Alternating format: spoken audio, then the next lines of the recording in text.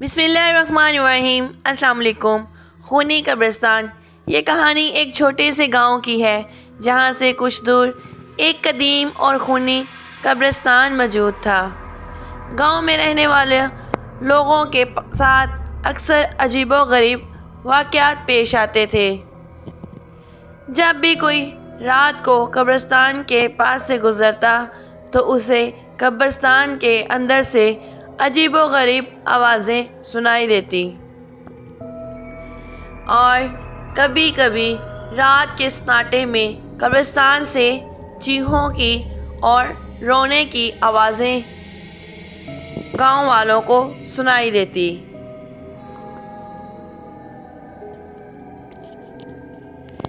لیکن کوئی بھی اس میں جانے کی ہمت نہیں کرتا تھا۔ مقامی لوگوں کا کہنا تھا کہ یہ قبرستان خونی ہے اور یہاں رات کے وقت جانے والے لوگ کبھی واپس نہیں آتے۔ اسی گاؤں میں ایک لڑکا حارث رہتا تھا جو اعلیٰ تعلیم حاصل کرنے کے لیے شہر گیا ہوا تھا۔ حارث جب اپنی تعلیم مکمل کر کے گاؤں واپس آیا تو اس نے گاؤں میں ہونے والے عجیب واقعات کے بارے میں سنا۔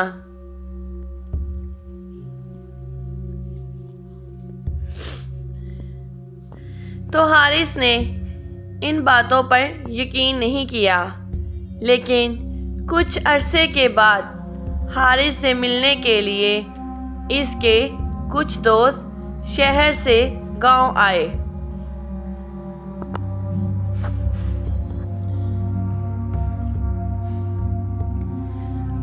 اور جب رات کو حارث اور اس کے دوست اکیلے رات کے اندھیرے میں گاؤں میں گھوم رہے تھے تو انہوں نے قبرستان سے رونے کی آوازیں سنیں۔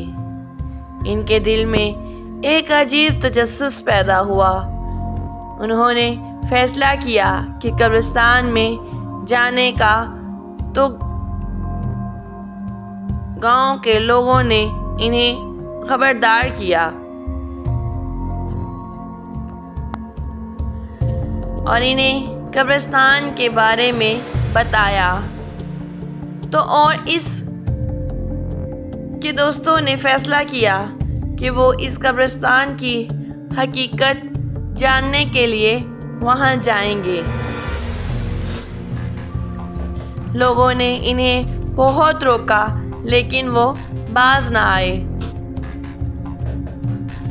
ایک رات وہ چاروں دوست قبرستان کی طرف روانہ ہوئے۔ ان کے ہاتھوں میں مشلیں اور دلوں میں تجسس تھا۔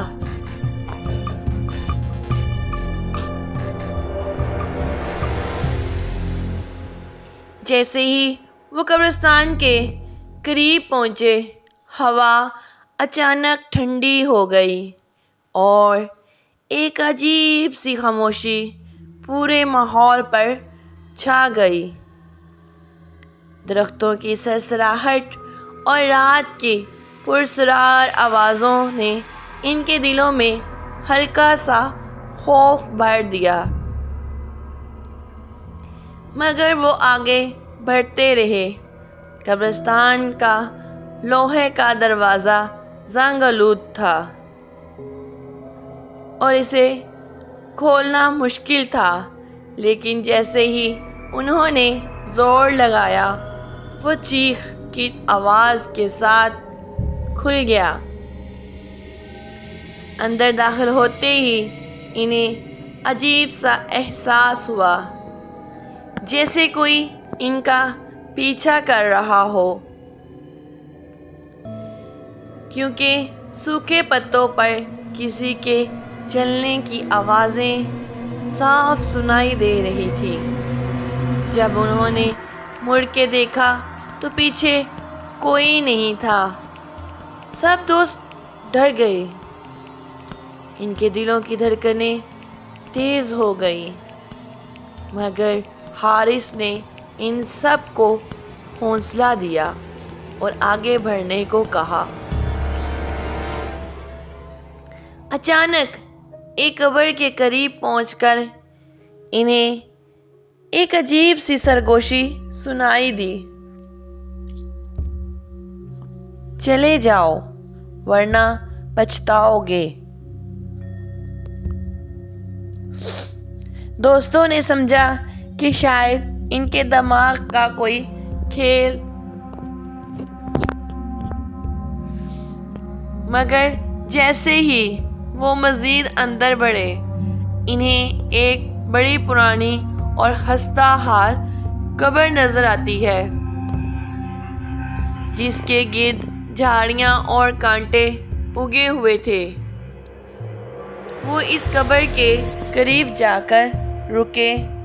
اچانک ان کے سامنے کی مٹی ہلنے لگی، جیسے کوئی قبر کے اندر سے نکلنے کی کوشش کر رہا ہو۔ سب خوفزدہ ہو گئے، مگر ہنوز اپنے قدم پیچھے نہیں کیے۔ اسی دوران قبر سے ایک سائے کا غبار ہوتا ہے۔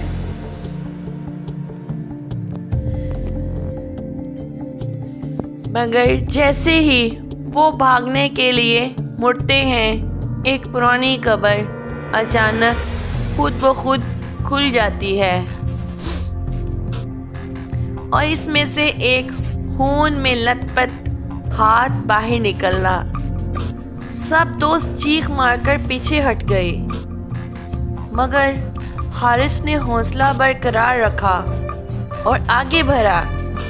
اچانک قبرستان کی ہوا بھاری ہو گئی اور دور سے ایک انسانی سایہ ان کی طرف آتا دکھائی دیا۔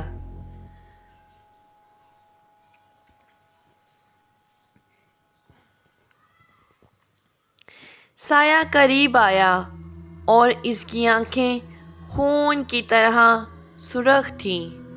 وہ سایہ ایک جانور کی شکل میں بدلنے لگا جس کا چہرہ گدھے سے مشابہت دیتا ہو۔ اس کے سر پر سینگ تھے اور اس کے پاؤں بھی انسانوں جیسے بالکل نہیں تھے۔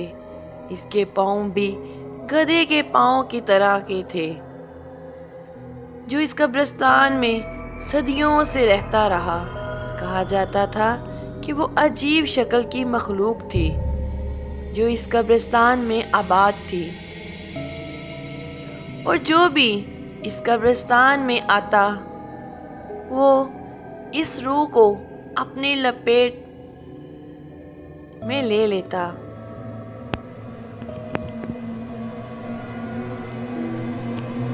حارث اور اس کے دوستوں نے واپس بھاگنے کی کوشش کی، مگر قبرستان کا دروازہ بند ہو چکا تھا۔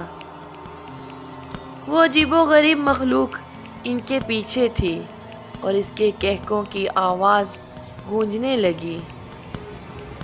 ایک ایک کر کے وہ سب دوست پراسرار طور پر غائب ہونے لگے۔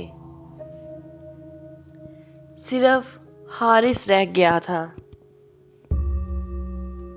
اس کی آنکھوں کے سامنے اس کے دوست ایک کے بعد ایک زمین میں دفن ہو گئے۔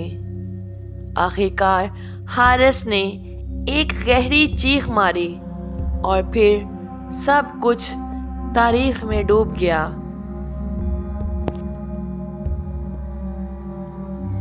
اگلی صبح گاؤں کے لوگ حیران تھے جب انہیں قبرستان کے دروازے کے باہر حارث کے کپڑے خون میں لت پت ملے۔